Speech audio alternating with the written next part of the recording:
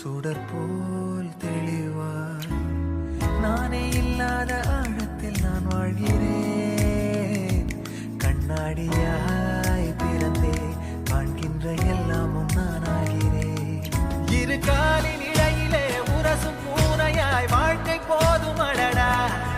எதிர்காணும் யாவுமே தீண்ட தூண்டும் அழகா.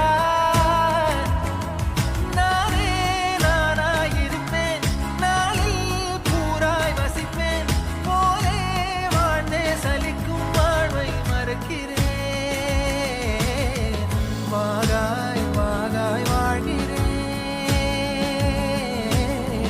வாகாய் வாகாய்